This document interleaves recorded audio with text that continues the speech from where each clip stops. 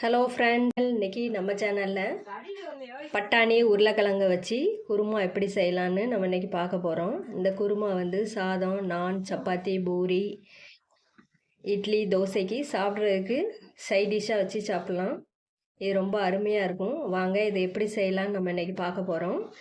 நீங்கள் முதல்ல நம்ம வீடியோ ஃபஸ்ட் டைம் பார்க்குறீங்கன்னா முதல்ல சப்ஸ்கிரைப் பண்ணி சப்போர்ட் பண்ணுங்கள் ஃப்ரெண்ட்ஸ். வாங்க இதை எப்படி செய்யலான்னு பார்க்கலாம்.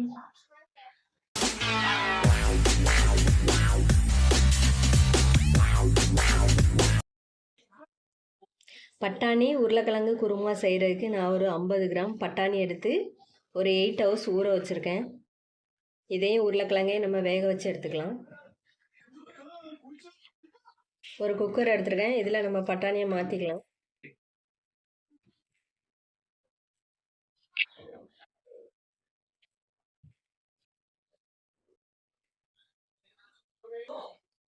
இது கூட 2 உருளைக்கிழங்கு கழுவி வச்சுருக்கேன். இதை நம்ம அதில் ஆட் பண்ணிக்கலாம். இதில் ஒரு டம்ளர் தண்ணி ஊற்றி கொஞ்சமாக காயத்தூள் ஆட் பண்ணிக்கலாம்.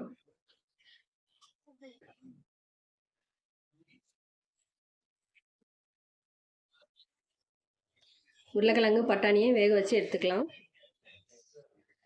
இப்போ நம்ம தேங்காய் பேஸ்ட்டு ரெடி பண்ணிக்கலாம். இப்போ ஒரு அரை மூடி தேங்காய் எடுத்துருக்கேன். இது சின்னதாக கட் பண்ணிக்கலாம். தேங்காவை ஜாரில் மாற்றிருக்கேன். இது கூட கொஞ்சம் முந்திரி ஆட் பண்ணிக்கலாம். இதில் கொஞ்சம் கசகசா ஆட் பண்ணிக்கலாம். இதுதான் இதில் மெயின். ஒரு பச்சை மிளகாய், இவ்வளோத்தையும் நம்ம அரைச்சி எடுத்துக்கலாம். இதை அரைச்சாச்சு. இங்கே பாருங்கள், இதை இருக்கட்டும். இப்போ உருளைக்கிழங்கும் பட்டாணியும் வெந்துடுச்சு. கேஸ் ரிலீஸ் ஆனோன்னா நம்ம ஓப்பன் பண்ணிக்கலாம். ஒரு கடாயை எடுத்துருக்கிறேன். சூடானதும் ஆயில் ஆட் பண்ணிக்கலாம். ஆயில் கொஞ்சம் ஆட் பண்ணியிருக்கேன். இதில் ஒரு அரை ஸ்பூன் பெருஞ்சீரகம், சோம்பு, அதாவது சோம்புன்னு சொல்லுவாங்க, பட்டை, லவங்கம் எல்லாம் இதில் ஆட் பண்ணியிருக்கேன். இது கூட ஒரு பச்சை மிளகாய் ஆட் பண்ணியிருக்கேன். பொடியாக கட் பண்ணி வச்சுருக்கேன் 2 பெரிய வெங்காயம்.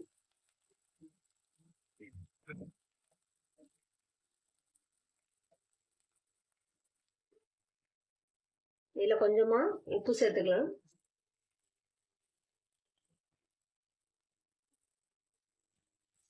இது நல்லா வதக்கி விட்டுக்கலாம்.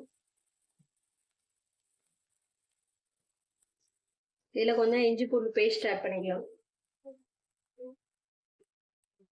வெங்காயம் நல்லா வதங்கிடுச்சு. நம்ம இப்போ இதில் தக்காளி ஆட் பண்ணிக்கலாம்.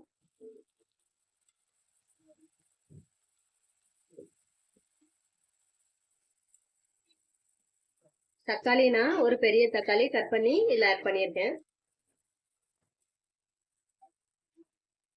ஒரு அரை ஸ்பூன் மஞ்சள் தூள், ஒரு அரை ஸ்பூன் வத்தல் தூள், மல்லித்தூள் 1.5 ஸ்பூன்,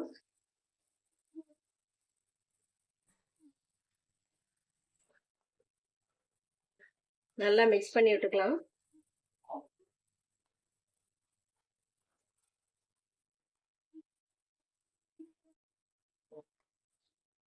இதில் நம்ம அவிச்சு வச்சிருக்க இந்த பட்டாணி ஆட் பண்ணிக்கலாம்.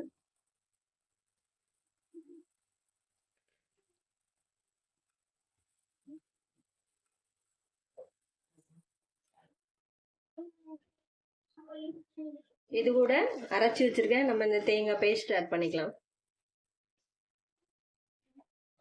இதில் நம்ம தண்ணி ஆட் பண்ணிக்கலாம். இதில் கொஞ்சம் உப்பு ஆட் பண்ணிக்கிடுவோம். இது கூட நம்ம அவிச்சு வச்சிருக்க இந்த உருளைக்கிழங்க இந்த மாதிரி கையை வச்சு இந்த மாதிரி மசிச்சு இது உள்ள ஆட் பண்ணிக்கலாம். அப்போ தான் சாப்பிடும்போது கொஞ்சம் நல்லா இருக்கும்.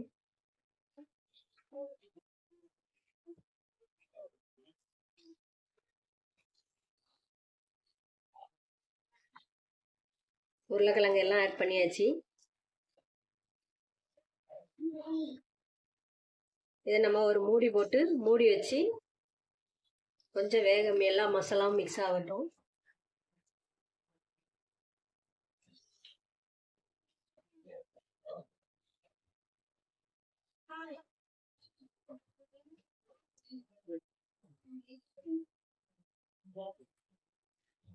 பாருங்க, குருமா கொஞ்சம் நல்லா கட்டி ஆயிடுச்சு.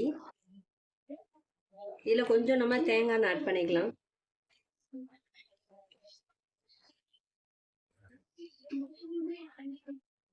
தேங்காய் இதில் ஒரு 2 ஸ்பூன் ஆட் பண்ணிக்கலாம்.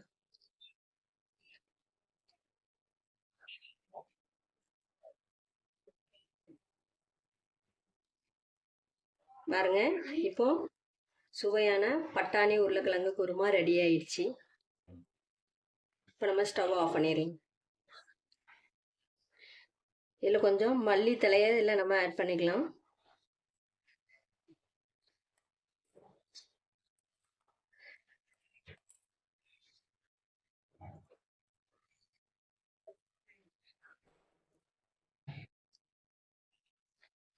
இந்த குருமா சப்பாத்தி, பூரி, சாதம், இட்லி, தோசைக்கு சைடிஷ்ஷாக வச்சு சாப்பிட்டுக்கலாம். இது ரொம்ப அருமையாக இருக்கும். இந்த ரெசிபி உங்களுக்கு பிடிச்சிருந்துச்சுன்னா லைக் பண்ணுங்கள், கமெண்ட் பண்ணுங்கள். இந்த வீடியோவை உங்கள் ஃப்ரெண்ட்ஸு, ரிலேஷனுக்கு ஷேர் பண்ணி விடுங்க. மறக்காமல் சப்ஸ்கிரைப் பண்ணிடுங்க. தேங்க்ஸ் ஃபார் வாட்சிங் ஃப்ரெண்ட்ஸ்.